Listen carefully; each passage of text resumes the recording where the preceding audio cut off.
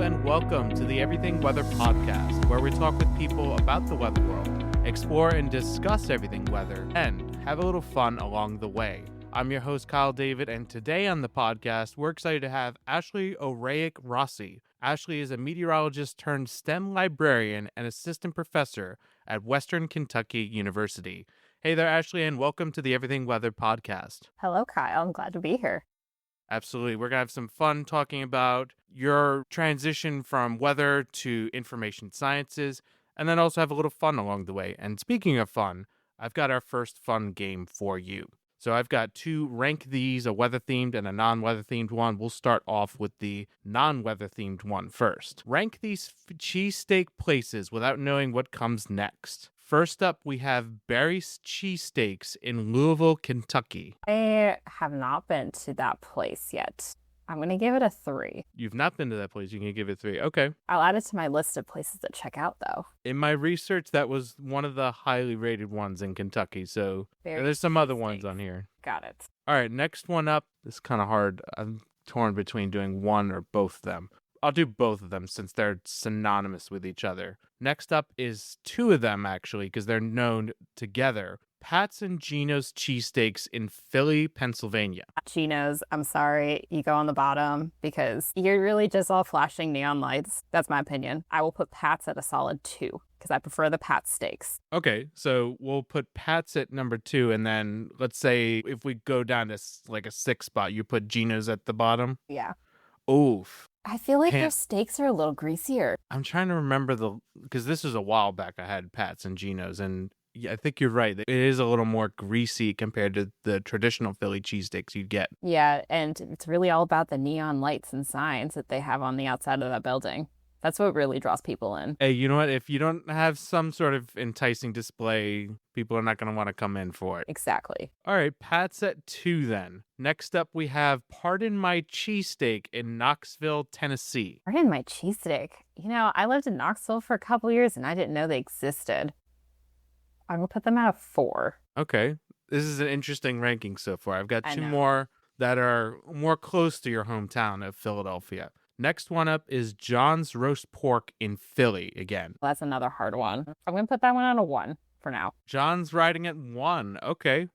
So that would leave the number 5 spot open. I think so. So that would leave number 5 for Yellow Submarine in Mapleshade Township, New Jersey. Yeah, I'll probably just stick with that one at the 5. Really? You'd rank that one over Gino's? Just curious. Yeah, well, I also, again, haven't been to Yellow Submarine in Mapleshade.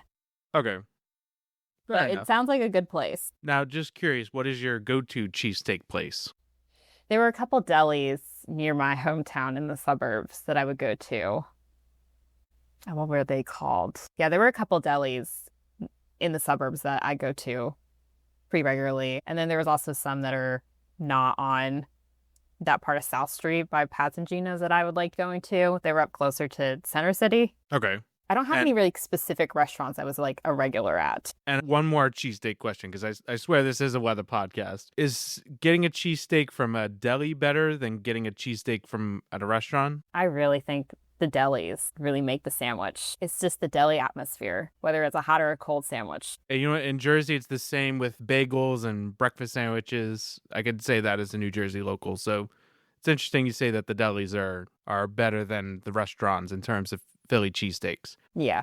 But all right, now back to more weather-related stuff. Rank these weather optical phenomenon without knowing what comes next. Okay. First up, we have rainbows. Rainbows. I really like them, but I'm going to put them at a 4 just because you see them a lot. Okay, that's a hot take there. I know.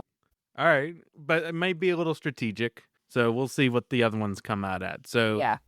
next up, we have sundogs. Oh, I love a good sundog. I always try to look for them either in like the early part of the day or the later part of the day. So I'll put those at a 2. Okay, sundogs at 2, rainbows at 4. Next up, we have halos. Now, I didn't really specify sun or moon halo, so you go either way with it. I like moon halos the best, actually. So I'll put that out a 1. Wow. Okay, so moon halos go at 1. So that leaves the number 3 and 5 spots open. We'll see how these other ones come out. Next one up is the green flash. Green flash. I wish I've seen these in person. I have not, nor will I think I ever will. I might have to put you at a 5. I'm sorry, green flash. Yeah, I've yet to see one. It's so hard because you have to be like looking right at it, like maybe with a lens or something. Mm-hmm. And even then, you shouldn't really be doing that. All right, Green Flash at number 5, even though it's way overhyped. And I think that deserves the number 5 rating. So that leaves the number 3 spot for sun pillars or moon pillars, the pillars that are up at night. Yeah, no, I think that's a solid 3. Okay. Would The you sun change pillars. anything about that list or? No, I'm pretty confident on that list. Okay. I think that's a pretty solid list. Yeah, I'm sorry, rainbows, but you're still down towards the bottom. Now, just curious, would the answer have changed if it was like a double rainbow, triple rainbow, anything special like that? Yeah, if it was a double or more rainbow, I would put you towards the top. Okay. I like it too. Okay. Solid 2 for double rainbow. All right. Yeah. Either way, that's still a solid ranking for the optical phenomenons. So that wraps up our first fun section. Now we get into a little bit about your weather story. So everybody I have on the podcast, I talk with them about their weather story, and in the context of the weather business, people use the term weather story to describe what's the weather going to be like for the day, week, month, etc. But on the podcast, I actually talk about it as an actual story, how people got into the weather. So, Ashley, tell me about your weather story and what got you interested in everything weather. What got me interested in everything weather, I feel is kind of atypical from most meteorologists you'll talk to. Most people have a particular weather event, or Twisters is their favorite movie, blah, blah, blah. I don't. My influence actually comes from my grandparents. My step grandmother, she and I would sit out on their front porch at their house and we'd watch the thunderstorms go by. She has like a little affinity. She has an affinity for the sciences because she grew up on Lake Ontario in upstate New York. So she got all the lake effect snow growing up. So she and I would just go out and stargaze, just watch the weather and stuff. And that was really great. And then my grandfather on my other side, he was a meteorological officer in the Navy during the Korean conflict. He was stationed in Guam and got to see lots of different types of weather phenomena out there. Like he told us stories about how he had to drive a vehicle across rainforest terrain during a hurricane or typhoon, whatever it was, one time. And then there was another time there was a water spout that appeared off the beach and it happened to pick up some fish that were in the water. So it rained fish on shore. That story really left a mark on my memory. Wow. Okay. So, I mean, everybody's talked about raining cats and dogs and frogs and fish, but your grandfather actually got to experience raining fish from a nearby water spout. Yeah, he did. That's not a lot of people can say that. And I'm curious because you've mentioned he's had all these different weather experiences and that kind of rubbed off on you a little bit. Is there a particular memory that stands out or a lesson from your grandfather's naval weather experiences that has influenced you to your current role? I don't think so. I think I just was really intrigued by the things that he saw. And I also wanted to try and be more attentive towards observing weather phenomena, either on the daily or just whenever I got the chance. I don't think there was really anything in particular. I was also one of those kids that watched the Weather Channel a lot when I was younger. I can still hear Jim Cantori's narrating Local on the 8s. Yes, or yelling about thunder snow, or in the middle of a hurricane and just weathering all sorts of elements and stuff. And I'm curious, was he like one of the most influential people when you were watching the Weather Channel, or was it somebody else that really stuck out to you? Stuck out to me, honestly. He was just one of those figures that was always on there, like Stephanie Abrams. I looked up to her a little bit. But yeah, nobody really in particular stood out to me. I was like, oh, this is cool. Sounds like something interesting to go into college for. And my dad pushed it too because he found the median salary on his homework. And I think at the time, when I looked at colleges, it was the early 2010s. I think the median salary was like $90,000. He's like, oh, you should go after this job. You get a good pay rate. And it's like, that's if I get up to that point ever. in my life. Some people make that in the field. I feel like a They lot of do. TV meteorologists get up there. Yeah. So again, it's just the median when you look at it statistically. So it's possible you can make more, it's possible you can make less. And then funny enough, I actually never even stayed in meteorology. I went somewhere completely different with my career. So I want to explore that a little bit. But first, you had found out that you had some interest in the weather. I'm curious, what was the pivotal moment that made you realize, okay, I want to go study it? And then what was the pivotal moment that made you realize, okay, maybe I want to transition somewhere else? I don't think I had necessarily pivotal moments. It just kind of was like a feeling or a vibe that I got towards going to one college or another. I knew I didn't want to go to Penn State, but I did want to stay in state when I looked at colleges, which didn't leave me many options because most people went to Penn State. I grew up in Pennsylvania, I should clarify. So I ended up picking Millersville University because it was a little closer to home than Penn State. And also, I just had a thing against Penn State at the time when I was looking for colleges. Everyone I knew was a Penn Stater. Half my family was a Penn Stater. I just wanted to be different and go somewhere I didn't think I'd know people. Okay. It's interesting that most of your family were Penn Staters and you decided to go to Millersville just to be different. But what were some of the experiences that you got from Millersville that you feel like you couldn't have gotten at Penn State? I really like having the smaller class sizes. Granted, I don't know how it all worked at Penn State, what their culture was like for their meteorology department, but I liked the smaller class sizes at Millersville. I liked that you got to know everyone across all the different years, whether you were a freshman to senior. There was lots of opportunities for getting involved in different facets of meteorology. So I got to tinker in broadcasting a little, in forecasting and in research, and then also some of the different interdisciplinary subjects like emergency management. So I felt like I had an opportunity to try a little of all the major facets that people go into for a meteorology career. And I really do have to thank the department chair at the time. It was Dr. Rich Clark. He's very involved in literally everything AMS.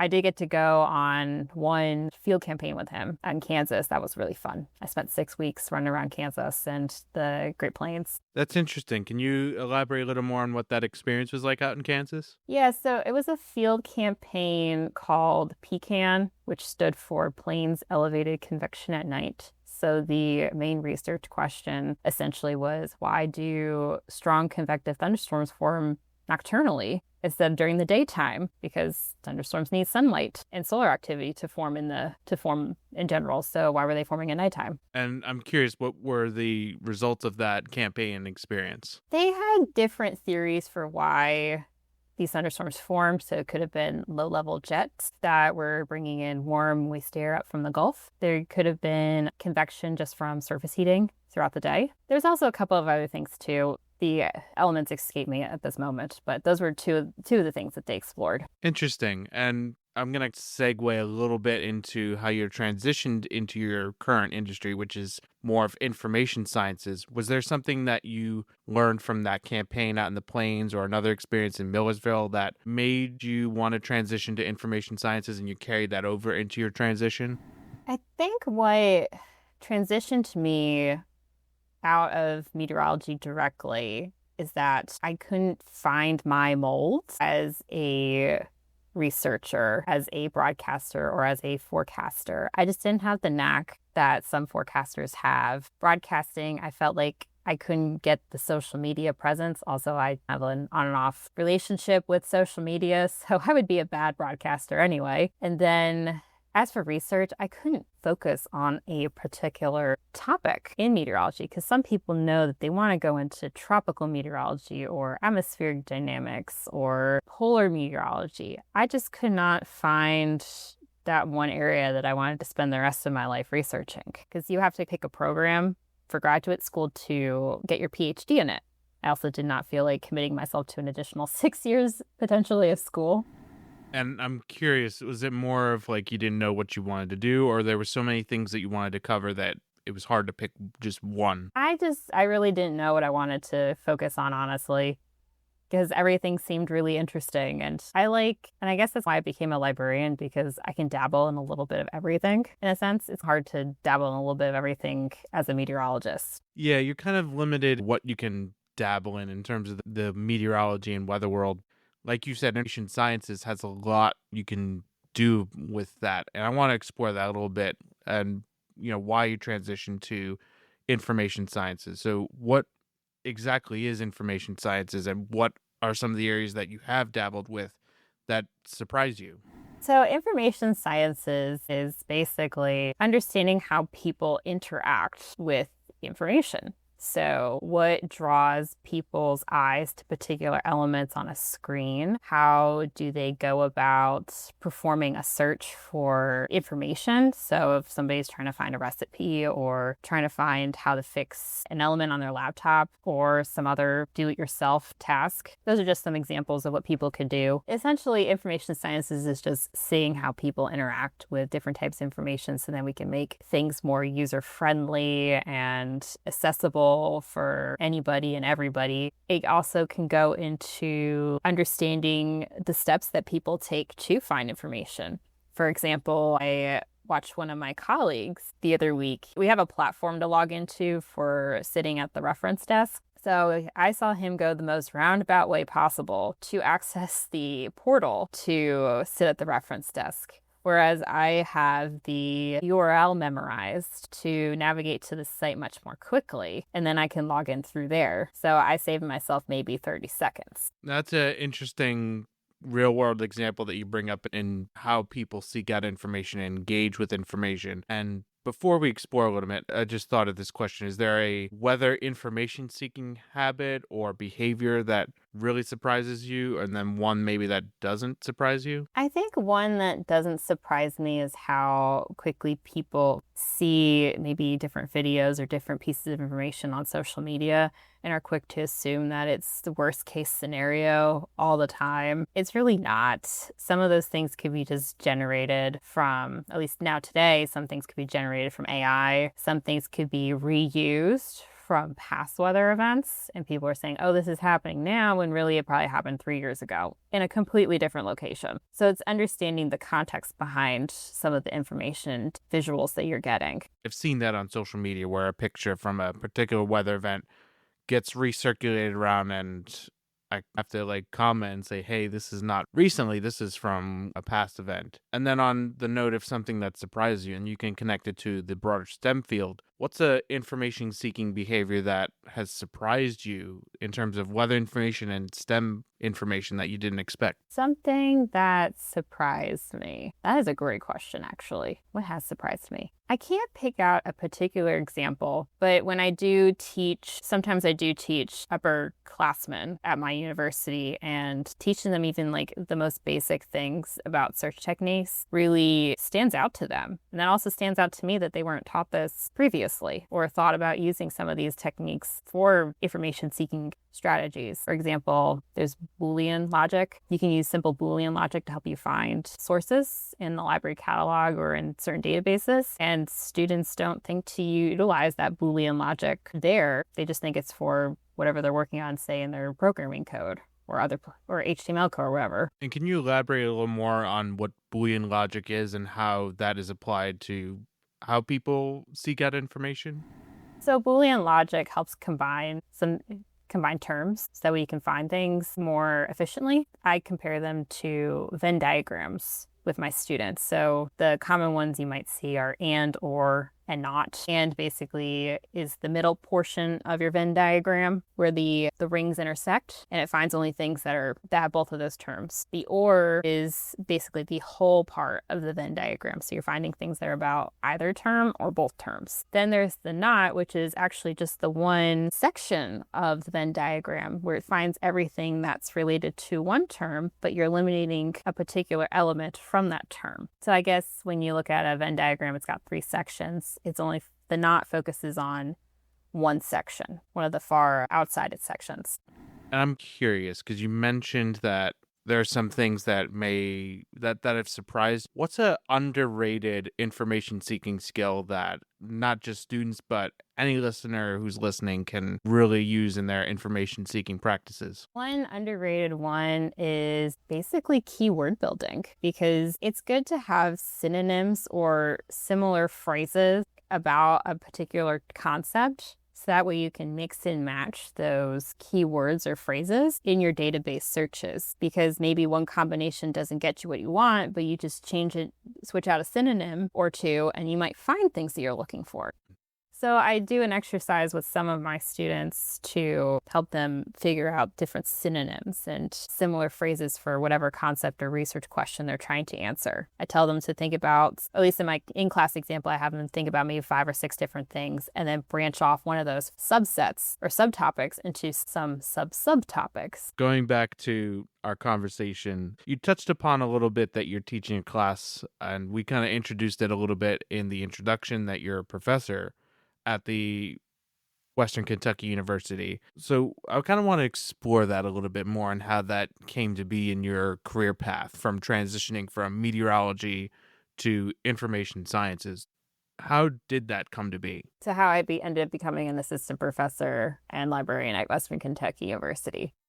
Yes. Okay, so I alluded earlier, I went to Millersville University for my undergraduate degree. From there, I got a job, not in meteorology, but it was actually in pharmaceuticals as a data analyst. I didn't like that, but I forced myself to stick it out for a year. In that time period, I actually had some major personal issues come up. So when I quit my job, I ended up doing a service year in the AmeriCorps NCCC FEMA Corps program, which is kind of a joint effort between the AmeriCorps program that people are aware of, and then FEMA. It was like an intensive an intensive emergency management internship where I got to live there and then also live with my colleagues or my teammates. That was really interesting and also taught me I didn't want to be in emergency management full time. But it allowed me to do some soul searching. And during the soul searching, I reflected upon my time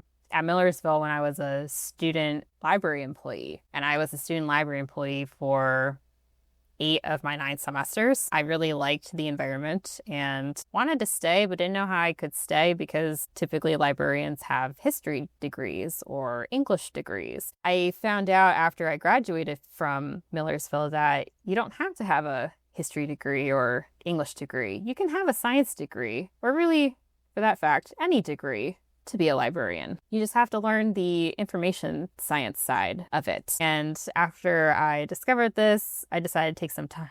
And this was during my time between my first job and then my service years. So I wanted to make sure I went to grad school for the right reasons. And then I found some grad schools, talked with people in the program, talked with instructors, current students. When I got out of the FEMA Corps, I applied for those graduate programs. So I ended up applying to Rutgers and the University of Tennessee. Ultimately, I went to the University of Tennessee because they offered me money and an assistantship. And that was a really interesting decision because I had never been to Knoxville before in my life. So I said yes to a job and to a school that I didn't really know anything about, except that they had a science librarianship track in their information sciences program. So I packed my bags and moved blindly to Tennessee. I lived in an Airbnb for my first couple of months there because I wanted to find an apartment in at least an area of town that I liked being in. Eventually, my now husband, he moved down with me and our dog so we could all be together. And then I stuck it out there for 2 years, which was during peak pandemic times. After I graduated, I got my first job, which was also my only job interview, at a small college in Kentucky. It was called Lindsey Wilson College. It was in a very rural town. I stuck out like a sore thumb, being the city person that I am. And I didn't really quite fit in as well as I thought. And I stuck it out there for a little while because I wanted to get some professional experience under my belt. So that way when the next job came along, I could go apply for it confidently. And sure enough, a year later, my now position came up available at Western Kentucky University, and I applied for it, and ultimately I got it. So here I am, 3 years later. Time flies when you're having fun. And you said you blindly moved from, at the time, Pennsylvania to Tennessee, and you also then moved to Kentucky. I'm curious, what's the biggest weather and non-weather related thing that you've had to adjust to in your several moves? I think the biggest adjustment is that I feel like I've gotten more snow here in the last couple of years than I had living in the Northeast. And then I feel like now I'm missing out on all the tornadoes back home. I'm not getting much. I mean, I live near Bowling Green. We had that quad state tornado go through a couple of years ago, but even 20 miles was a little close for comfort. Funny enough, I was actually out of state at the time this tornado rolled through. You out of state when the Quad State tornado happened? Yeah, I happened to be out of state. I was at my brother's college graduation in Florida, and then I'm up half the night watching the radar, making sure my house is fine, praying that my husband was fine because he was still here. Your husband was at the house at the time in Tennessee.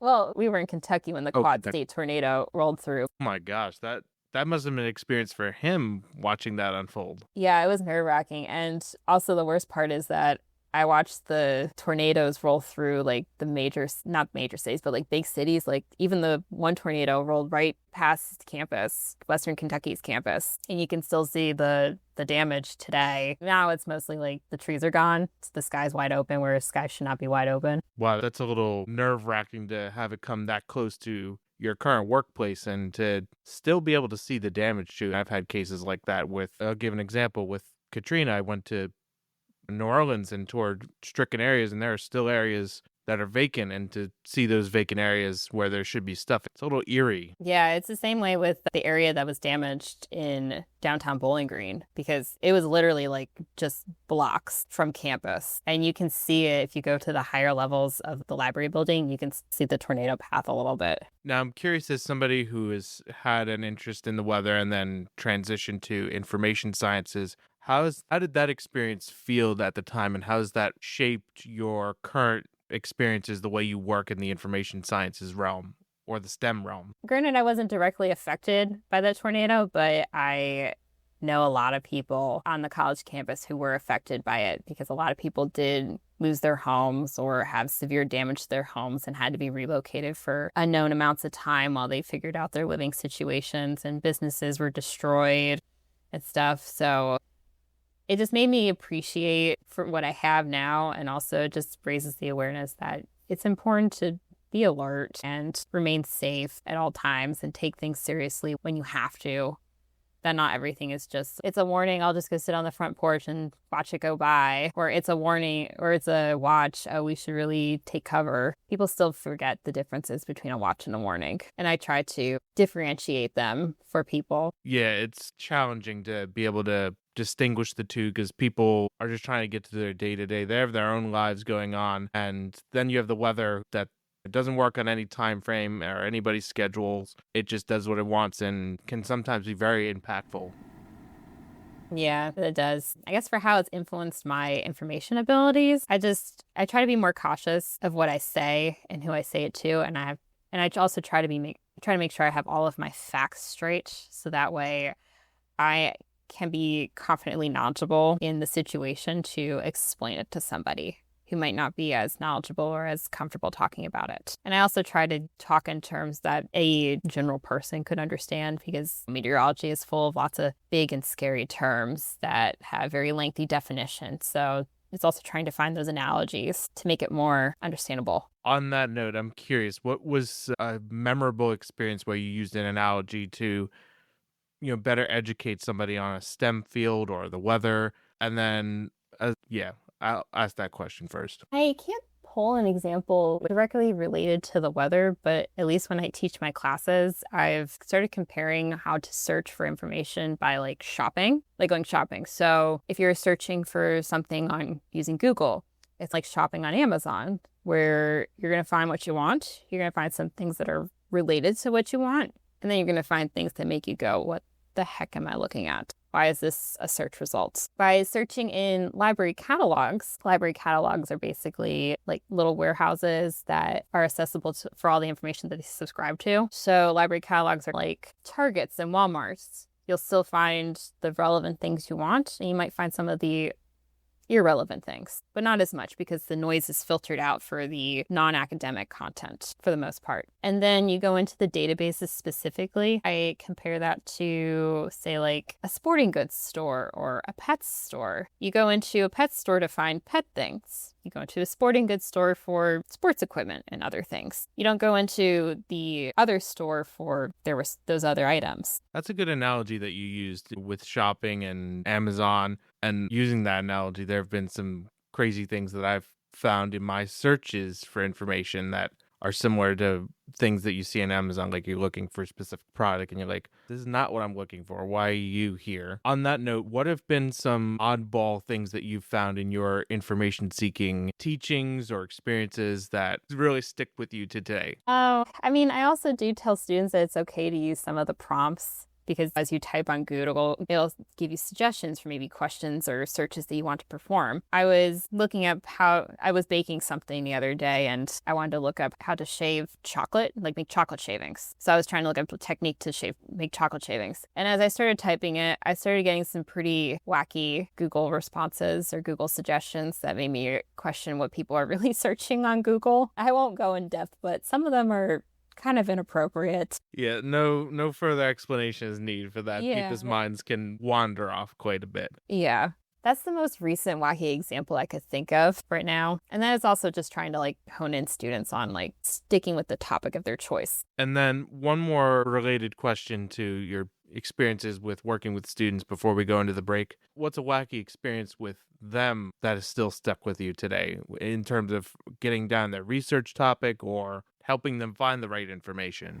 I guess because I also do assessment. That's another part of my job. So I see how I do my lessons and I see how students actually learned. And some of the assessments I get do have open-ended feedback. And it's just frustrating when you clearly explain a concept and you still get those students that are like, I still didn't learn anything. It's like, I don't know what to tell you. I explained it to you as best I could, and I can't help that you didn't want to speak up and get additional assistance at this time, or at the time you needed it. So it's just frustrating. I guess it's more of a frustration than a wacky thing. It's hard not being able to teach the students what you're trying to teach, and the message doesn't get across. A lot of weather communicators have that issue, and when that weather information doesn't get across to people. Yeah, and it's also the same way too, where if I ask them if there's anything that stuck out to them, they'll pick the most oddball thing from my lesson, like, oh yeah, the library has a coffee shop, or oh, the library has a children's section, or oh, I didn't know the library had this kind of thing.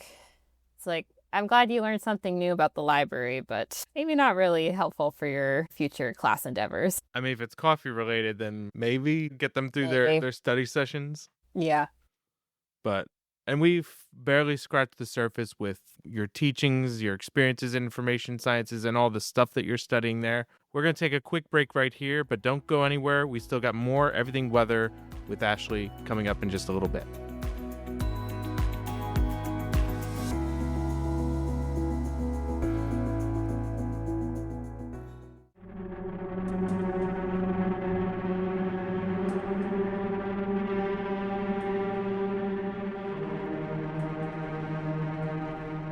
In this special 5-part edition of On This Day in Weather History, we continue to revisit one of the most devastating hurricanes in the Atlantic Basin, Hurricane Katrina.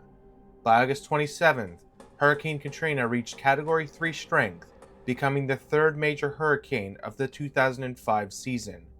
The system began an eye wall replacement cycle, where a new outer ring of thunderstorms develop outside of the original eye wall and becomes the new eye wall of the hurricane.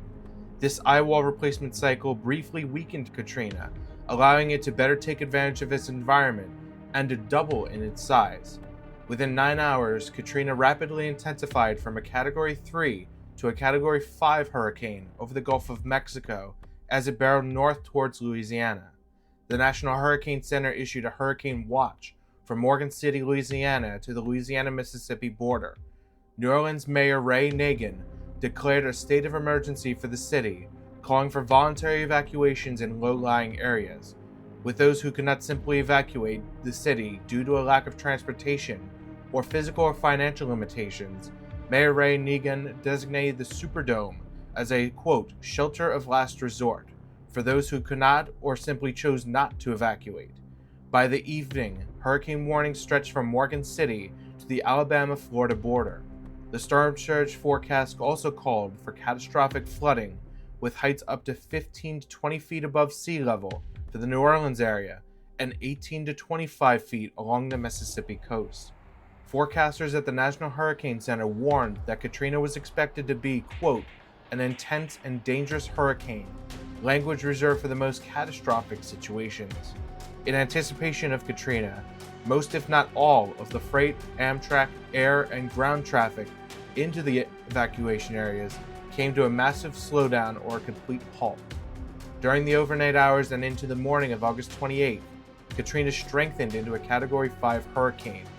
Later that morning, the National Weather Service office in New Orleans published an unusually dire warning, pleading residents to evacuate and forewarning that areas hit the hardest could be, quote, uninhabitable for weeks. Louisiana Governor Kathleen Babineau Blanco issued mandatory evacuations of all residents from the St. Charles, St. Tammany, and Plaquemines Mines Parish, while others in surrounding areas were strongly urged to leave as soon as possible. At 2 p.m., it reached its peak strength about 300 miles south of New Orleans, with maximum sustained winds of 175 miles an hour. At that time, it became the strongest hurricane ever recorded in the Gulf of Mexico. In less than 24 hours, Katrina would slam the Gulf Coast and forever change the region. In the next part of this special on this day in weather history, we'll continue to track Katrina as it wreaked havoc on Louisiana and the Gulf Coast, and the lasting impact it left behind.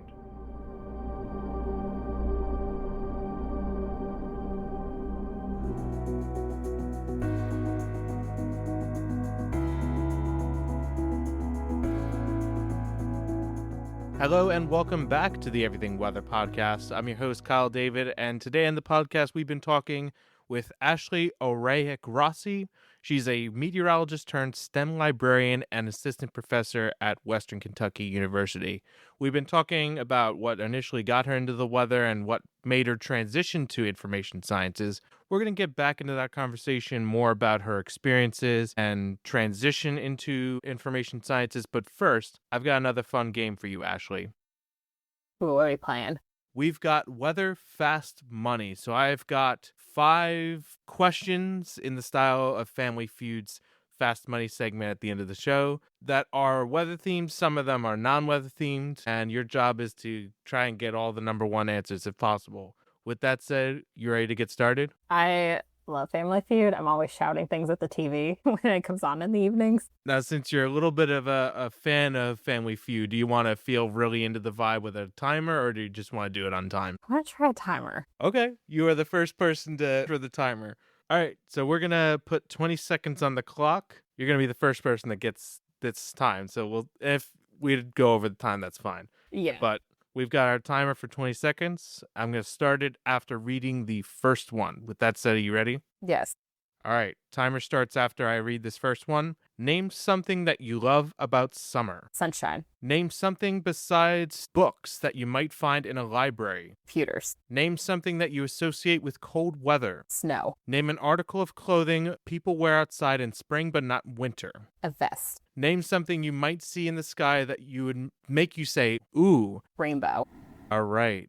So we got it in just at 20 seconds. I read a little slow too, so that may have influenced it a little bit. All right, so let's go down the list. All right, so first one was name something that you love about summer. You said sunshine. Survey says. Number 3 answer, the weather. So we'll throw sunshine in there. 9 people said that. Okay. Summer vacation was the number 1 answer. Next one was name something besides books that you might find in a library. You said computers. Survey says number 1 answer, 32 people said computers would be the next thing you'd find in the library. So next up we have name something that you associate with cold weather. You said snow. Survey says number 1 answer again with 27 people saying snow and cold weather. Next up is name an article of clothing people wear outside in spring but not winter. You said a vest. Survey says shorts is the number 1 answer. Shorts. That is another one that would only be worn in spring but not winter. Depending on where you are. I've That's seen true. a lot of New Englanders, Northeasters wear shorts. So maybe that one's a little up for debate. My husband's also one of those guys. He'll still wear shorts in the winter. Now, some people said flip-flops. Who wears that? I draw the line on flip-flops. Yeah, like shorts, okay, that's debatable, but flip-flops I feel like should be the number 1 answer. But we'll leave that to everybody listening to debate and talk about that. Back to the Weather Fast Money. The last one was name something you might see in the sky that would make you say, ooh. You said A rainbow. Survey says 15 people said that is the number 3 answer. Number 1 answer was fireworks. Kind of makes sense. Huh. Okay. Yeah, it makes sense. I feel like if it was a double rainbow, there would be a lot more oohs. Probably. All right, well, that's Weather Fast Money. We'll let you, the listener, decide on how Ashley did with this Weather Fast Money, but I think you did good overall. A lot of number 1 answers there. If I get a solid 100 points, that's commendable. But I don't think I hit a solid 100 points, and that's fine. All right, well, that's our Weather Fast Money. Now let's get back into the conversation a little bit about your transition from weather to information sciences. We talked a little bit about things you learned in your grad school experience, and then a little bit with your experiences with FEMA and AmeriCorps and other experiences that you experienced that made you want to transition to information sciences. I kind of want to explore a little bit about your grad school experiences, because that is a very, I don't want to say untraditional, but it's less typical than somebody who wants to go to grad school for something that they studied in their undergraduate when they first go to college. Let's explore that a little bit more. What were your experiences like in grad school compared to somebody else who knows what they're going into from day one of college as an undergraduate? I guess where my experience is similar to others is that I did have to go to my institution for my classes. But funny enough, I only had to be on campus really for the first semester for my in-person classes. And then the other 3 semesters, I could have just been fully online. I even could have had all of my classes online, even that first semester, but I was under the requirement to be on campus. But my program is fully remote, and I had classmates who completed their degrees from wherever they were in the world. I guess the other part of it is that I was a grad student during pandemic times. So I started off going to classes in person, like a regular semester. And then halfway through the semester, they were like, okay, time to go home, but it's also spring break, so we'll see what happens. And then spring break comes and goes, and they're like, okay, you're not coming back. You have to stay home now. It's like, great. I almost had second thoughts whether moving to Tennessee was a good idea, since I was only there maybe 9 months before they were like, you can't come in person. Wow, so you basically moved within less than a year, and then less than a year later, the COVID pandemic happens, and everything's turned remote. Yeah, actually, I was thinking it was like 6 or 7 months. Yeah, I was only living in Tennessee for maybe 6 or 7 months. And then my husband and I, we actually bought a house like 2 months before the pandemic started. So it was like, did we do something right? Did we do something wrong? Who knows? We'll just go with it. Yeah, and for me, just to talk about that experience a little more, that was my undergraduate studies when COVID hit. And for some listeners, that may have been when they were just in high school, or for maybe our older listeners, that was when they've already established themselves in a job and then all of a sudden working from home now. What was something you took away from that experience that has helped shape how you teach, how you share information in a digital setting? It helped me really get used to being strictly online. Fortunately for me, because my classes were already online the semester the pandemic started, I had an easy transition into my coursework because there was no change. But I know that some people did have a hard time transitioning from in-person to online and then staying online. So I've also had to learn about some of the methodologies for teaching online when I do have to teach online, which thankfully now is not as common as teaching online, but I still had to learn how to get familiar with running Zoom rooms and coordinating classes and creating course material for online settings a little bit. What are some other experiences that you experienced that you walked away with and they have shaped your work today? I really had to learn time management because while I was a full-time student, I was also a graduate assistant with quarter time hours. So I had about 10 hours a week devoted to my graduate assistant responsibilities, which left me another 30 hours basically for work. At that time, I was employed by a Starbucks by the Tennessee campus. So I drove up from where I was living almost an hour away for 5 days a week to take shifts there. And I was working 20, 30 hours a week on top of my full-time work and my graduate assistant work, and then also having an hour commute on top of it. So I really had to learn time management and stuff. That was hard. You said, no, go ahead. I definitely came to love grocery pickup, and this was before grocery pickup came mainstream during the pandemic. And you said you had an hour commute from home to Yeah, the other thing too with me moving to Tennessee with my now husband, he had trouble finding a job in Knoxville where I was taking my classes, he ended up finding a job in Chattanooga. Chattanooga is a solid 2 hours from Knoxville. Thankfully, it's just down the interstate, but still, there was at one point he was driving almost an hour and a half or a little over an hour and a half for his work for a few months until we could find a house that was a little bit more central between both cities in rural Tennessee. And that's where we lived for a couple of years. Side note, like, this is just a side note. Wow, 2 hours to an hour and a half, 2 hours of driving. That was just one way, yeah. And then eventually that became my round trip commute, was about 2 hours. So you had to experience that too. Yeah, at some point. So that was also hard. But I mean, you kind of have to live where you need to live to make the means. That's true. And this won't be in the recording, but yeah. Side note, I commuted. It was more than 2 hours each way into the city because NJ Transit, subway, that I hated that. But like, no, I mean, mine, like, I could just sit there on the train and just zone out. You guys had to drive. I feel like that's worse than taking the subway. Granted, NJ Transit has so many problems that make it just as frustrating, but I could at least sit back and just wait for the train and just sit on the train and not have to worry. You guys have to like actually drive, and that's taxing. Yeah, it definitely made me miss public transit, having those hour-long commutes, because the infrastructure doesn't exist down there to support it. We heard of things where there could have been a rail line between Knoxville and Chattanooga, but nothing ever came from it.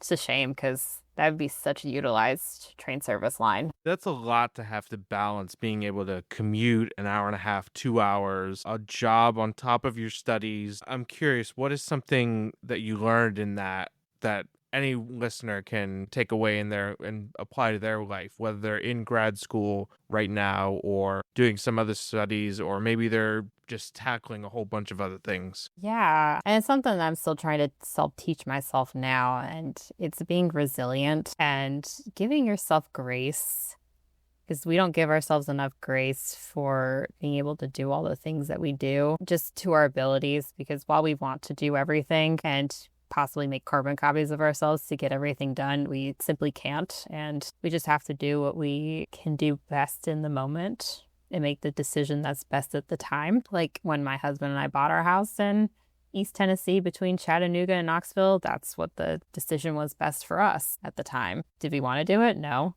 Did he want hour commutes? No, but he also didn't want a 2-hour commute either. It's all about balancing different things. It's hard to balance all of those things. And perspective too. We're definitely more capable than people think they are. Resilient. I might be quoting my Headspace app a lot. I use Headspace to keep me sane a little bit. Headspace, if you want to sponsor the podcast, this is your opportunity. But Headspace is a good app. I've heard from a lot of people who use the app. But going back to your experiences and balancing all of that, little known fact, I don't know if we talked about it earlier, but you're also a parent too. And I'm curious, how is the perspective of being a parent, being a wife, all those perspectives help shape how you teach information seeking, how to get people to look for the right information? It also kind of goes into just the community that I live in now, because I live in rural communities. A lot of students that come to Western Kentucky University are from rural communities. There's a good chunk of them that are actually first-generation students, so they're the first ones in their families to go get a college degree. So it's learning how to interact with those types of populations and figuring out how do they think about things and how do they interpret things, which is also a little different from how my husband looks for information or maybe interprets something versus I have an 8-month-old right now at the time of this podcast, but how is my daughter going to look for things someday? It's helpful to understand how, what people are, their experiences, demographics, and how that shapes their information seeking behavior. And on that note, was there some particular information seeking behavior from a particular audience that surprised you, say a specific demographic or geographic location or some other personality trait? It probably isn't, this one's probably not unique, but we all go to Google to look for things. Like that's just the default. Or if people use a different search engine like Bing or one of their apps like Siri or Hey Google, we're just so quickly attuned to utilizing those, I don't want to call them equipment, but I guess it is equipment in a sense to find things. I can't think of what I want to call it. Software, programs, Could be like tool. tools. That's probably the best one. How quickly we're attuned to using these tools to find things.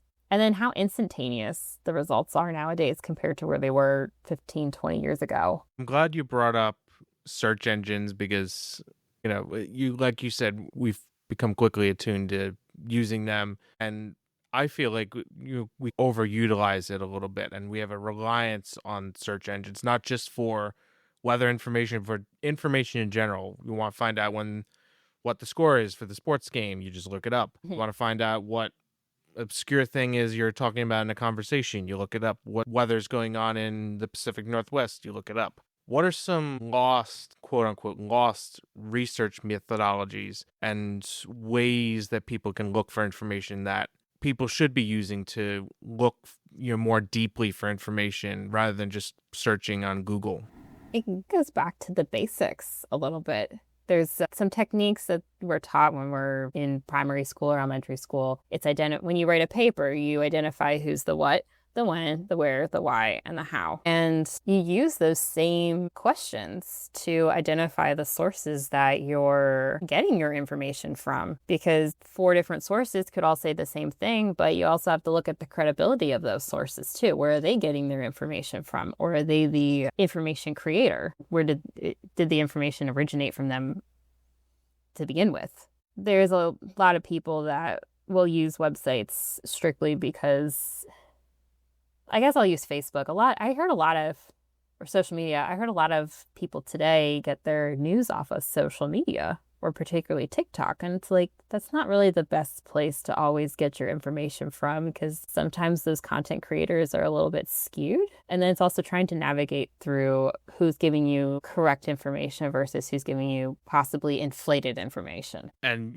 I've had a few people I've talked about, people get their weather information on social media. Thinking back to a specific example, I talked with Matt Lanza about what was the exact hurricane, but I'll scratch that part. But I've talked with people about social media, and specifically like with Hurricane Milton, Hurricane Helene, there was a lot of misinformation on social media. And unfortunately, a lot of people these days get their news, their information from social media. And like you said, credibility is something that we don't really look into. On that note, what are some specific things that you've picked up in your studies, your teaching, that people can use to identify credible sources or find whether stuff is trustworthy or not? So a lot of the ones that people will remember from their school days are looking at URLs. Common URL endings are com.edu, gov, net, org, things like that. So initially we were taught anything from a .com is not great. Everything from a .org is good. Today it's kind of reversed a little, because there's plenty of good, credible information from .com websites, like mainstream publications like the Wall Street Journal or the New York Times or the Washington Post. I know I'm naming some big major newspapers, but they can be some first line information sources, and they have data and research to support what they're writing about. Whereas there's some organizations out there that call themselves great organizations, but they might have some misleading information. There's some things that we find on like climate science and stuff, for example, that may say coal is actually really good for the environment, but then we have lots of evidence that says coal can contribute to climate change and stuff. So it's just navigating through the noise and figuring out where are people getting their information from and how credible are these people? Like, do they actually have doctorates in their fields of study, or do they claim to have something and they really don't?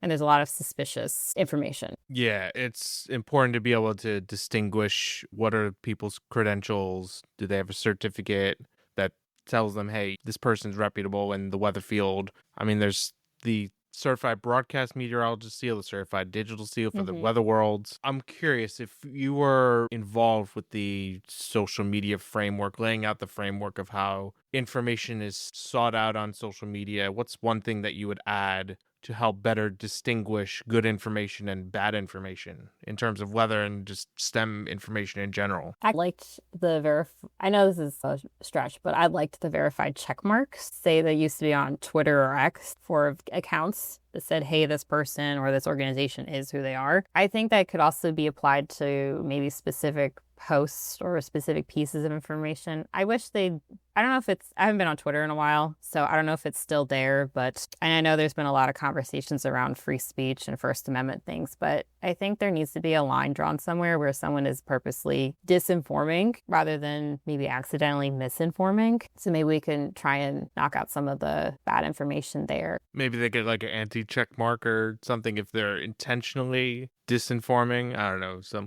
I don't know. I just have feelings about people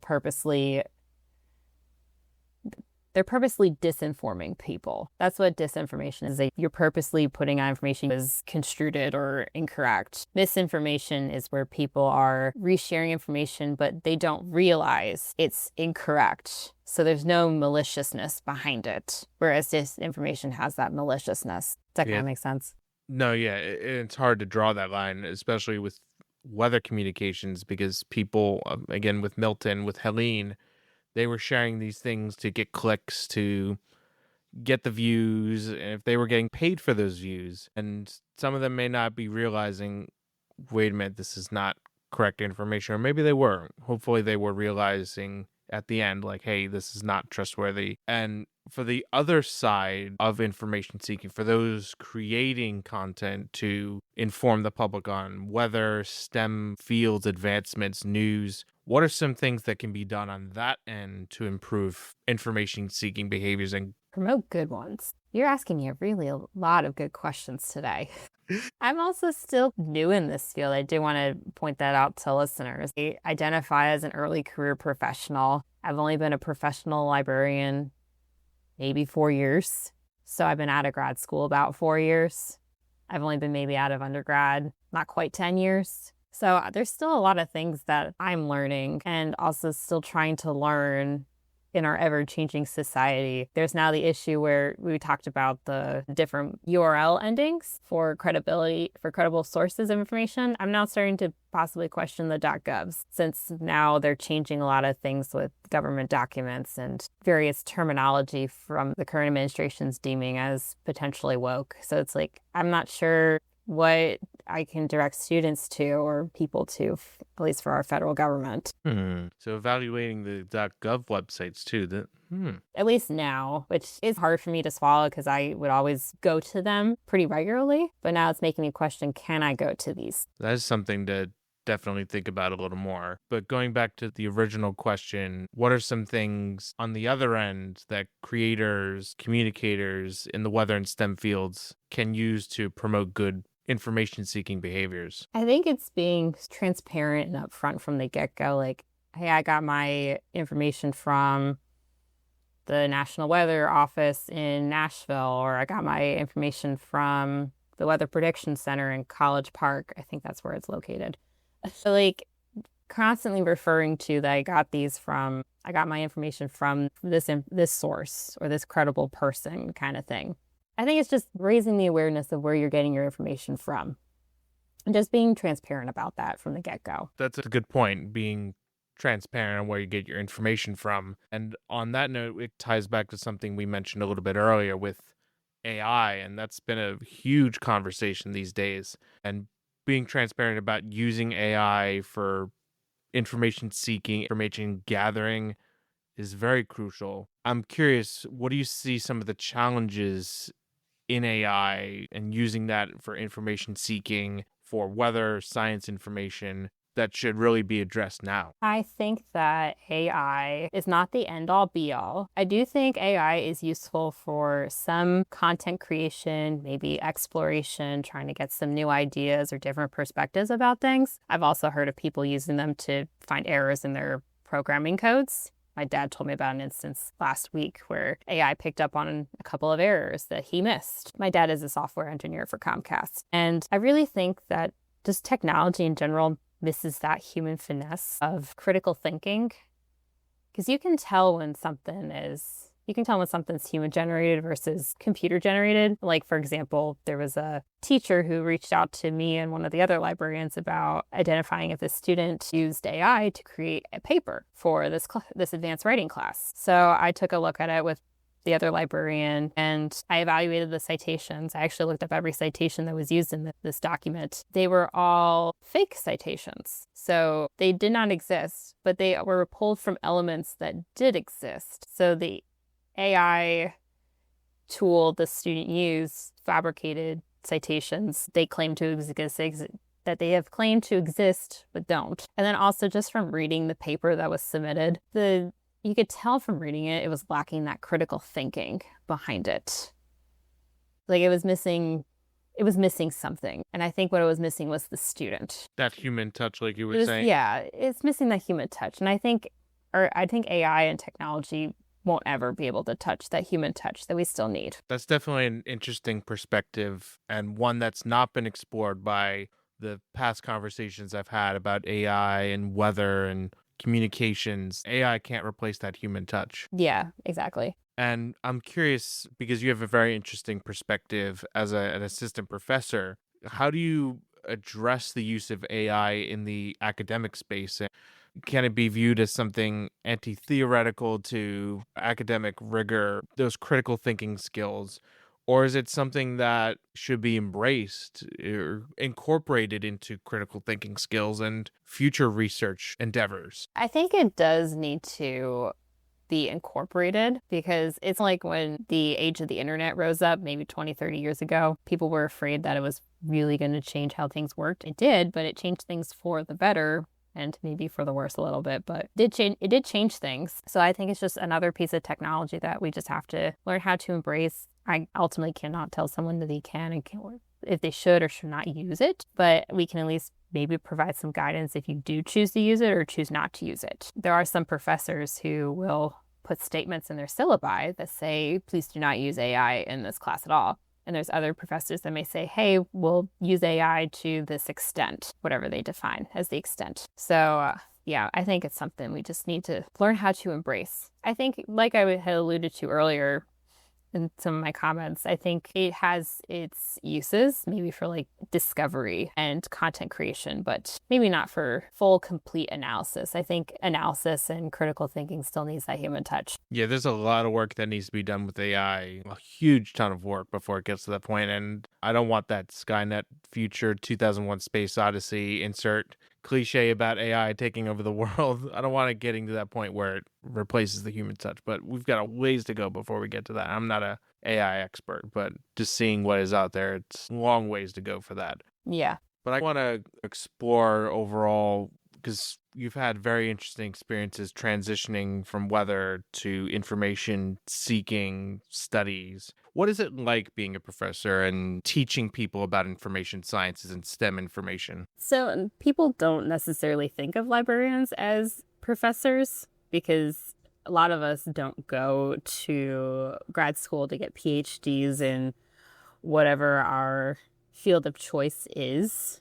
A lot of people don't realize that we also put in a lot of the same work that teaching faculty do. It's just we tend to cover more students than some teaching faculty do. They might have their little research group of 5 to 6 students. They might be teaching a couple hundred students a semester, whereas I'm teaching several thousand students, upwards of several thousand students a semester at times. I just wanted to clarify, you said several thousand students? Well, it seems like several thousand. At least I am the subject liaison. I have the subject liaison responsibility of several thousand students. I want to dive a little more into that, because that's a large population of students that you are teaching. Are they all, just to clarify, are they all in person? Are they all remote? Is it a mix? I guess I'll put it more as a mix. And in reality, I don't teach several thousand students. It seems like I do, because the subject liaison responsibilities I have cover 3,000 plus students. But in reality, I might teach 500 students or so a semester. I mean, still, that's quite a large population of students. That's like something you'd see out of like an introduction class that everybody needs to take. Mm-hmm. But I'm curious about your teaching experience and teaching all those students. Can you talk a little bit more about that? Yeah, I guess it's like regular teaching faculty, where I don't necessarily have formal teaching experience. I didn't take any classes to learn how to write lesson plans or how to structure a semester-long class. I just had to figure it out as I go. And I think I finally hit my stride now 4 years into it. I guess where I'm trying to go is that I do teach like regular teaching faculty, but I teach it slightly differently. I don't necessarily teach semester long courses. I teach more what we call one-shot instructions. So I'll go into a class maybe once a semester. Sometimes I'm asked to come back a second or third time, depending on the topics that an instructor wants to cover. So that's where it differs a little bit. I could teach a semester long class if I wanted. I just don't know what I would do because I covers, I guess I'm like a generalist in that sense because I cover so many disciplines all at once. Yes, while I am pretty knowledgeable in meteorology, science, chemistry, math topics, etc., I also had to learn biology and agriculture and architecture and some other facets of engineering. So that way I can learn how to talk to these different students. Don't know if I fully answered the question. I don't think I'm answering it the way I wanted to, but yes, I do teach. I also do research. It also depends on the institution you're at because some librarians, they're not considered faculty. They're just considered staff. So they don't have the same research and service requirements of them to perform in their role. Because I'm on the tenure track as at the assistant professor rank, I do have to follow different criteria to get promotion and tenure like service opportunities and teaching and research. I just got a paper published actually last month. It was my first one from grad school, which feels good to do. I think total it's my 5th paper that I've written since grad school. But it's my first one on my own, which feels like a really big, like a big kid step almost. And it's also a little different too, because I know some professors, I listened to one of your other podcast episodes recently with, who was at Utah? Dr. Alyssa Stansfield. Yeah, so I listened to that episode recently and she was talking about writing grants to get students to come in. And I don't necessarily write grants because it's not really in my purview to try and get students to come in for a research team, but I could if I wanted. And the cards fell appropriately. I could write research grants or other grant proposals to get funding for the libraries. I know librarians at other institutions do have to write grants in order to get funding for various projects. So if we do the same thing as teaching faculty, it's a little bit different. And then it gets a little frustrating because some teaching faculty don't really see us as equal. And maybe it's because of the doctorate credential, which is a shame because I feel like we all put in the same kind of work. It's just we don't specialize in, say, wildlife biology or thermodynamics. I don't know. And so you were talking a little bit about I guess it's a little bit of an imbalance, or I'm trying to think of the right word. But when it comes to working with different faculty and students, what's a memorable experience for you in working in that role? And then what's a challenging experience for you working with faculty and students? One of the challenges I run into pretty regularly is just getting into the classroom and interacting with students. I'll send out all these emails every semester up until the recent semester where I was on maternal leave or parental leave. I was trying to go into department meetings to remind faculty about X, Y, and Z and that I'm here if you need it. It seems like some of the older faculty want to interact with us because they think they know everything or they have different perceptions. And that's more it. They have a different perception of what the libraries can do to support them. So I try to work with the newer faculty that come in before they are influenced by older faculty that the libraries aren't maybe what they think they are. And so far it's worked. I've gone a couple, I can think of 3 professors off the top of my head that will come back to me regularly for classes, and that makes me feel good. So I have that consistency.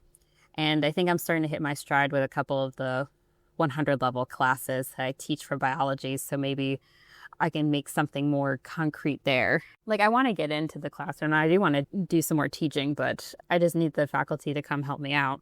And then I also found in an experiment I tried with one of those new faculty, did small group instructions instead of me coming into the large, 100 plus, but it's one of those like Bio 100 sections. And this Bio 100 section has an honor section that's about 25 students. So instead of me coming to the whole biology class of 100 plus, I just sat down with the honors students in small groups to talk about their assignment and how to find different resources that are required of them to put on their assignment or required of them to incorporate on their assignment. I think the one I just talked about was probably the most memorable so far.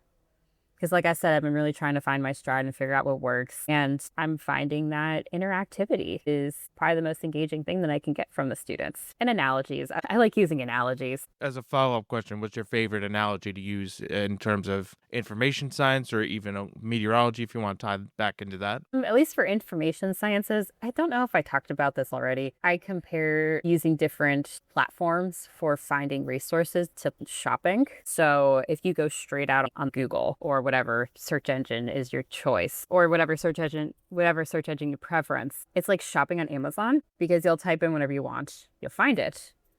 Then you'll find some things that are probably really relevant to what it is. And then you also find some things that make you go, why is this a search result? This is just unnecessary. Then if you go into the library catalog and you search for things, it's more like Walmart or Target, because it filters out some of those unnecessary things, but it still gives you some things that you're probably looking for. And library catalogs are nice because the content they search in is only through what they have access to. Then if you go directly into a database, say I teach a lot with PubMed for biology students, or since it's a meteorology podcast, we can talk about the Bolton.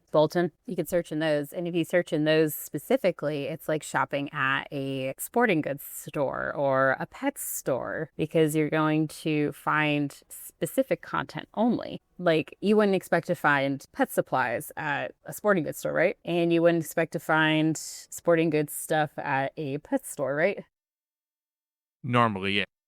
Exactly. So that's the analogy that I use. Some other librarians will try and rope in different streaming services like Netflix or Spotify. And in different contexts, yes, those are relevant for students to understand. And I'm curious a little bit, because we've been talking a little bit about your experiences as a professor, as a librarian, and I've talked with a bunch of people both on and off the podcast about meteorology skills being applied to different areas. And I'm curious, what meteorology skills have you found that apply to the role of a librarian and information scientist and also a professor? One thing I've noticed is we have to learn about coding. Most people probably learn Python. I also learned Fortran. That's a really old one. Way before my time. Millersville had me take a Fortran class. That was one of the required classes when I was a student. I guess it's still relevant. I don't know if it still is, but regardless, we have to learn coding. So depending on what I do need to know some coding, like the website interfaces I use to create the online research guides, HTML and C++. So I had to learn HTML coding. And then depending on what kind of workshops that I want to teach someday, which I haven't done them yet, they're in the works, but they may require some kind of coding like Python, or I don't know, Python's probably the most common one people use.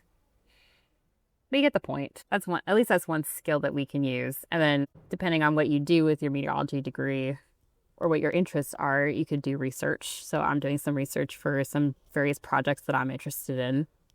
There's also a lot of data analysis. So I'm always assessing how things are working out and figuring out how to adjust depending on what the results are. So those are a couple of examples of how skills in meteorology can be applied to librarianship. And I think also the other part too is it's different every day, just like a forecast is different every day. And then I get my, if you want to go into the emergency management side, it's like I get my blue sky periods and my gray sky periods. Right now I'm in a very dark gray sky period, because work's been driving me crazy a little bit with all the responsibilities and obligations that have come up, which is in these couple of weeks right before spring break, since we're recording here in mid-March. But then I have some down periods where it gets closer to the end of the semester or the beginning of the semester, where people may not necessarily feel they need a librarian as much, but I'm still here if they got a quick question or something. And then summer breaks too. Summer breaks are very quiet.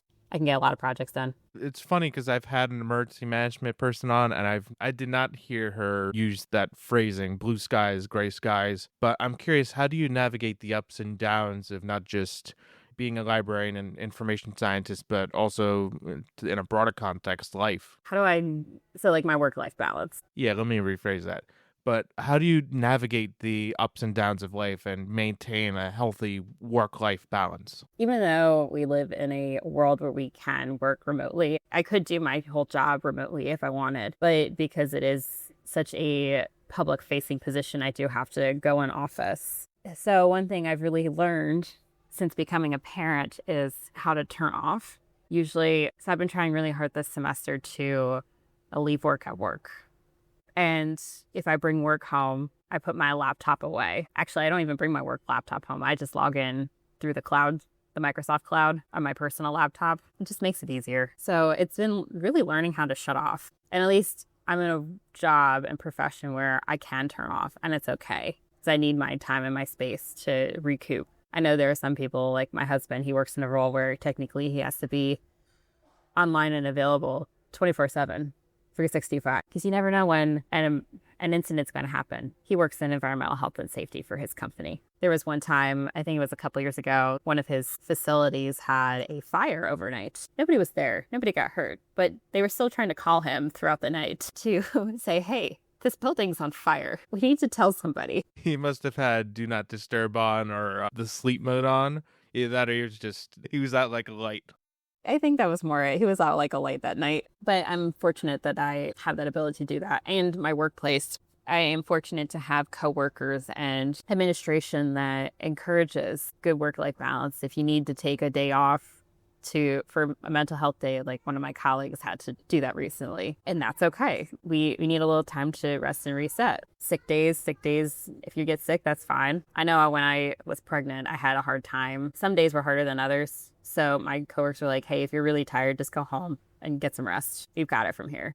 It's important to give yourself the time that you need. Like I'll go to the gym and usually that's my time to myself. My mother-in-law moved in recently, so I'm also trying to navigate that too. She's my daycare because I couldn't get my child into daycare. Daycare has become a dog-eat-dog world. In today's society, it's ridiculous. And it's also really expensive. I'm fortunate that if I did send my child to daycare where I live, it's relatively affordable.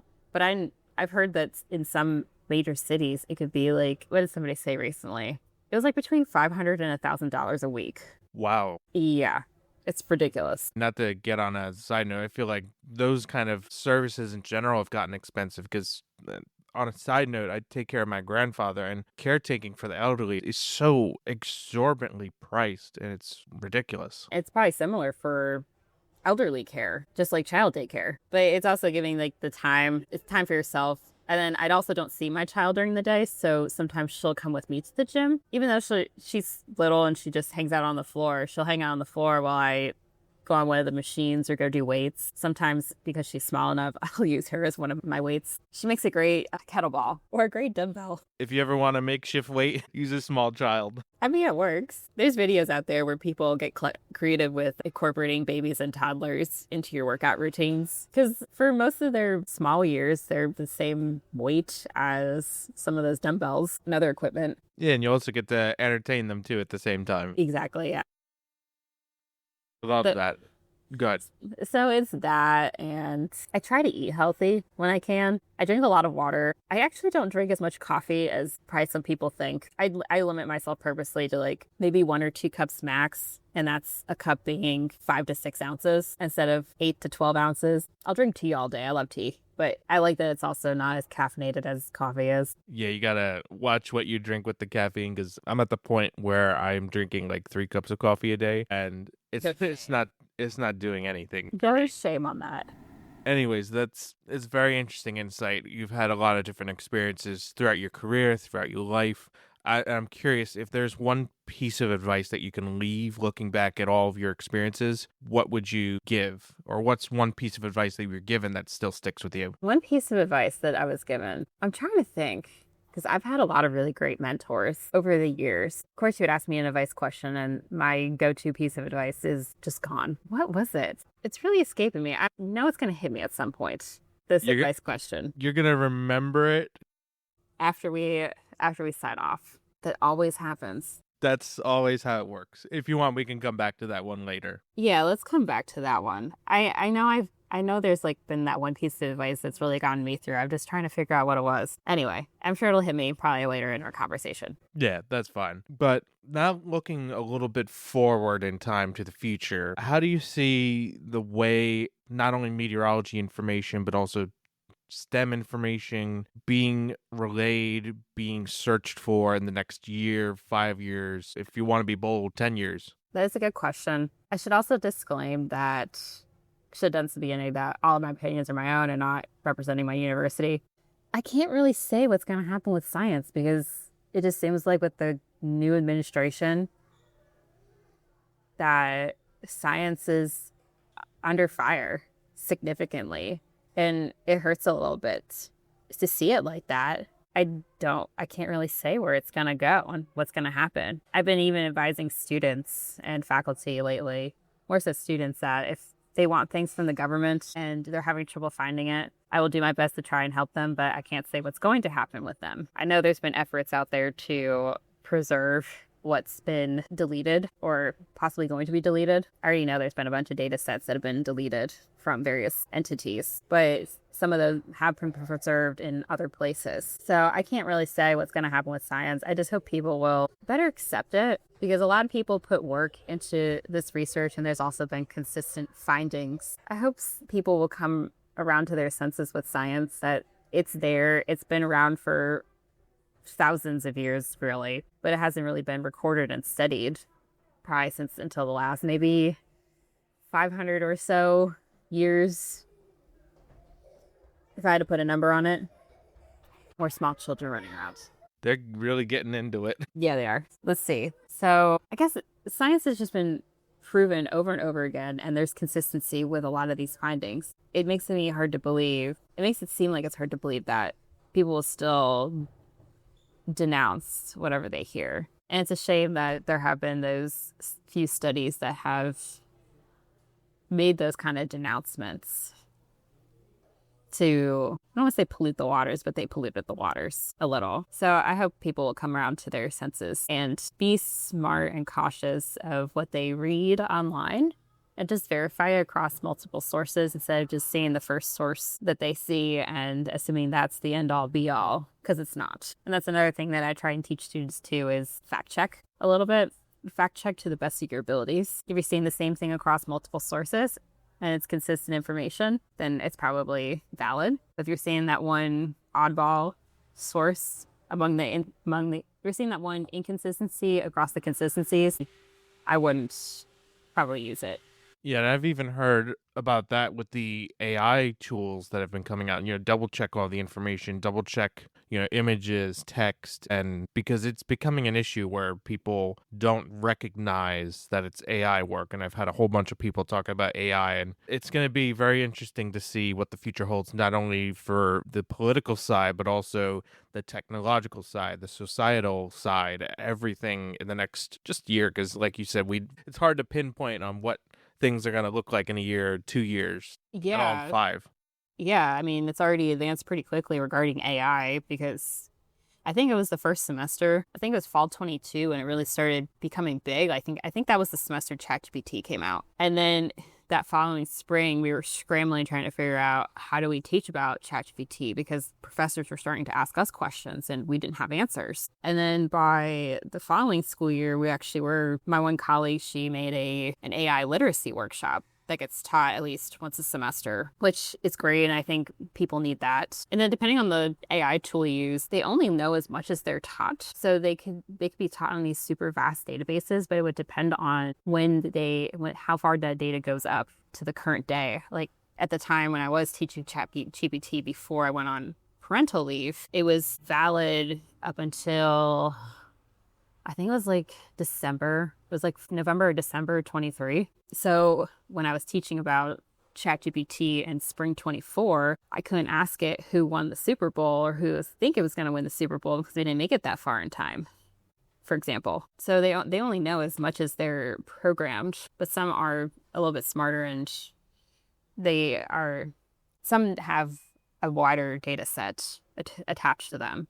And then obviously as more people interact with them, that's more data to learn off of.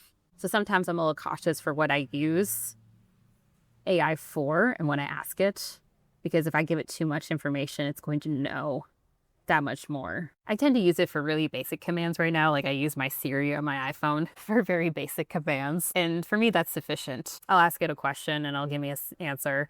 I'll ask it what time it is or set a timer kind of thing. Make a phone call. Love that feature. And to go back to what you said about the information going in controls what comes out. It's in a way similar to weather models. The better the data going in, the better data coming out. The lesser quality data goes into the models, the less better forecast that you get. Yeah, you could compare it to weather models in that instance. I mean, that's what these AI tools are. They're large language models. So they're only as good as what you put in. Definitely. And we've got one more question before you. It's kind of a little bit of a segment before our last tried and true segment. It's a little bit of an open-ended segment that allows you to, it opens the floor up to you and talk about things we didn't get to or other things that you'd like to leave behind. So with that said, are there any final parting thoughts that you'd like to leave? Anything we didn't touch upon during our conversation that you'd like to bring up? Maybe bust a myth about a librarian or information scientist? Yeah, I feel like I break a lot of the stereotypes for a librarian because I don't really wear a lot of sweater vests or cardigans. No, cardigans. I don't wear a lot of cardigans because that's like one of the main staples. I also don't have a lot of graphic tees or graphic swag that are book and reading related. I don't have cats. A lot of librarians are known to have cats, and a lot do. Some of my coworkers have cats. I do not because A, I don't care for cats. B, I'm allergic. My husband's a little salty about that one, but it's And so okay. you have a child. And I have a child. A lot of librarians are known to be fantasy or fiction files. So they love getting lost in stories that take them outside of the world that we're in. I don't necessarily like those. My best friend tried having me do Dungeons and Dragons once several years back. I could not play that game for the life of me at all. I cannot get my mind in a fantasy world. I cannot role play or think on the fly in that context. I just was trash at that game. A lot of librarians love playing games like that too. And that's fine. I'm that one who doesn't. I prefer learning about things. I might pick up the one fiction book once in a while, but I like historical fiction. My current genre, if you call it a genre, is popular science. At least that's what I've coined it as. I don't know if it's an actual genre. So these books, they're written like in a story, like you would read in a fiction novel, but they're teaching you something. There was one I read a couple years ago. It still sticks out in my mind. It's called Humble Pie, like P-I. And it's all about these mathematical mistakes that have happened over the last couple millennia. It's really fascinating. Like one of the stories they'll talk about is this one skyscraper that was built in London back in, I think it was the early 2010s. It was definitely in this century. But the glass that they used on the outside of it, there's something different about the reflection on it to where the sun came, if the sun hit it at the right angle, it actually got so hot that it started melting cars on the streets. It's almost like a little huge, or not a little, but a huge magnifying glass magnifying the sun. I forget which building it was. It was the one that either looks like a cell phone or it's a cheese grater. I think it was the one that's called a cheese grater. I don't remember, but it was some skyscraper in London that did this. And then they also talk about like how there was like an infamous bridge collapse, I think, sometime in the last century out in California because it just went the bridge got like really, really wavy, and they explain why that happened. And there's other things in there too. It's just really fascinating. Unfortunately, there are people who died in some of these situations, but it's just because of a mathematical error made that these events happened. The Tacoma Narrows Bridge is the bridge you're thinking of. I remember that. Yeah, I think that's it. Yeah. Yeah, high winds had actually it wasn't even really high winds, it's just because the way the bridge was designed, it just naturally bounced in the wind and only took like I think it was like 30-40 miles an hour, don't quote me on this part, to make the bridge kind of wobble so much and amplify to the point where it structurally handled it and ended up collapsing. Yeah, I could go into more stories from this book, but I'll save that for people to read it.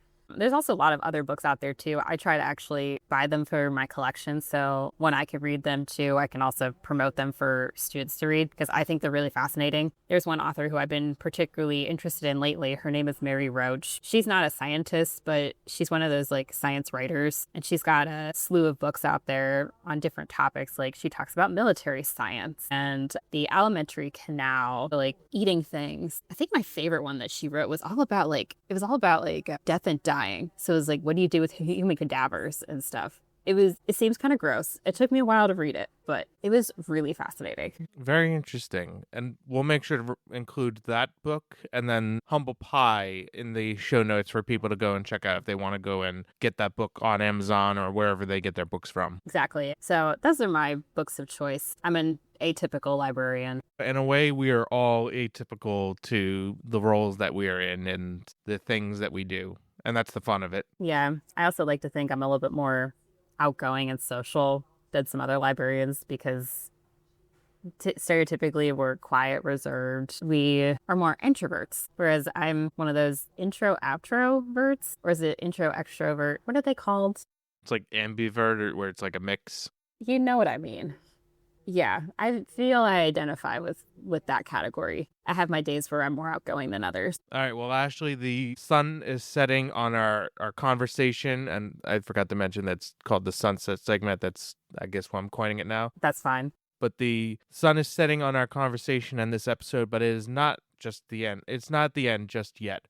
We have one more fun game for you before we wrap things up, and that is our Whether or Not Trivia, a fun little game where we do some weather-themed and non-weather-themed trivia questions for you, and we'll see how things go. With that said, are you ready? Yes. All right. This is whether or not your first question is related to Kentucky. In 1792, when Kentucky became the 15th state admitted to the Union, it split off from what existing state? Was it A, Virginia, B, West Virginia, C, Pennsylvania, or D, Tennessee? I can see the map in my head. What state was it attached to? I want to say it was Virginia because there was like the lines, the horizontal lines against the latitudes at one point dividing states. So I'm going to go with Virginia. Virginia, final guess? That's my final guess. You are correct. It was Virginia. Virginia doesn't get a lot of love. Kentucky split off from Virginia. West Virginia split off from Virginia. Nobody wants to be in Virginia, evidently. But you are correct. It is Virginia. Yes. All right. Well, let me try that again. This is whether or not your next question is related to rainbows, specifically in pop culture. This is whether or not your next question is related to rainbows, specifically in pop culture. In 2010, Paul Bear Vasquez filmed a rainbow over his front yard in his home in California, ecstatically yelling "Rainbow all the way across the sky." What kind of rainbow was in the viral video? Was it A, a single rainbow, B, a double rainbow, C, a triple rainbow, or D, a supernumerary I do not remember this viral video at all. Obviously, it had to be something. You'd think it'd be something that was extravagant to make him shout that. But it also just could have been just as simple as seeing a rainbow to still have made him shout it. I'm going to go with the double rainbow. Double rainbow is your final guess? Yeah, like I said, I don't remember this viral video. You are correct. It is a double rainbow. So he yelled double rainbow all the way. Wow. So most people will understand that. Some people may not because it's very niche in terms of like pop culture, and it became a very popular meme around that time and for quite a while. Now I'm curious about this meme. Double rainbow all the way. That's all you need to look up for that. Yeah, I'll find it. All right. This is whether or not your next question is related to Harry Potter. Which magical suite comes with collectible cards displaying famous witches and wizards? Was it A, Bertie Bott's Every Flavored Beans, B, Fizzing Whizbees, C, Chocolate Frogs, or D, Drubal's Best Blowing Gum? Which candy came with a trading card in it, or is it part of a trading card series? That's the Chocolate Frogs. Chocolate Frog is your final guess? Final guess. You are correct. It is the chocolate frogs that come with the collectible cards of famous witches and wizards. I used to be a Harry Potter file back in the day. Harry Potter's got its charm. And just side question, what would you say is your favorite book or movie? My favorite movie is The Sorcerer's Stone, like the original one. My favorite book I probably would put at the Order of the Phoenix. There's some good books too. And then the original Sorcerer's Stone movie with, I can picture him in my head, the guy who played Dumbledore, the original actor. I know who you're talking about. He's the OG. No one can replace him. That's Yeah, it. I mean, no disrespect His successor, to, whose but name I'm you'll also understand forgetting, why. but In a he was second. more 1887 like book faithful Chaos, to the books making in a terms new of the portrayal, science, whereas covered the chaos successor theory was and a little started more, with the I'll say, works dramatic. of which He famous definitely had meteorologist? more Was it A. usefulness Ted to him, Fujita, that he could run B. around Isaac for as Newton, much as he ran C. around. James he did Murdoch run around Austin, when he was or asking Harry D. if he put his Edward name in the Norton goblet of fire. Lorenz. No, he Ooh. did not. That's really testing my meteorology knowledge. Side Okay. note, I do have Anyways, another but yes, you favorite were correct. It popular is science chocolate book. frogs. It was, All right, oh, I can this picture is the whether book or not title. your It's not next on my question office is shelf. related But to it kind of followed snow. Bjerknes, Which and of the Bjerknes' following son is throughout how not they a created like classification of numerical snowflakes modeling. or It was really crystals? fascinating. Is it Anyway, A, to answer your question, I think it was dendrites, B, Lorenz cubes, based on my, C, but I think I know needles, is right. or I'm gonna try and find D, this other book that I was prisms? telling So you it about. was dendrites, And cubes, Edward Norton Lorenz is your prisms, final and guess? Yeah. You are Needles. correct. It Needles. was I'm gonna go Edward with Norton cubes, Lorenz, 'cause I don't who recall that studied being chaos a theory and form led of to the snowflake. creation I know needles of are and chaos theory dendrites are. itself. So when cubes he is was my playing final around guess. with weather models Cubes and is final found guess? with Yes. one You are small correct. change. It is there can cubes. be a Cubes whole is bunch not of a different changes down the classification of line. snowflakes the or phrase crystals. So Butterfly your flaps its intuition wings, is leading you tornado right in so the far. plains, You're or a 4 for hurricane 4. in Let's see South America, where something you get like with that. this But last one. with that said, this is that whether is or the not your last last whether or question not is trivia related question, to and general you are one of the science few book guests who have trivia. gotten The all of the 1987 whether or not I know trivia it's a really questions long right. How do title. you feel Wow. about that? That is quite an honor to get all 5 right. And I swear 3 of those were based on intuition. Whether it was intuition or skill or knowledge, you made it to the Hall of Fame for the Whether or Not trivia. And with that said, that brings us to the end of the episode in our conversation. But before we go, how can people stay in touch with all the awesome work that you're doing at West Kentucky University and in the information science field? Yeah, I linger on social media a little bit. So if people wanted to try and follow me on social media, they could. I'm at That's Amore Heck Rossi. So that's _Amore_ Heck Rossi. And that's on Instagram and Twitter/X. I do have a LinkedIn. You can search me by my name, or you can email me. It's orehekrossi@gmail.com. And we'll make sure to include your social media handles, which I love that handle, by the way, and your email in the show notes for people to go and check out. With that said, thank you, Ashley, for joining me on the podcast, and thank you to the listener for listening to the Everything Weather podcast. And we'll catch you on the next episode.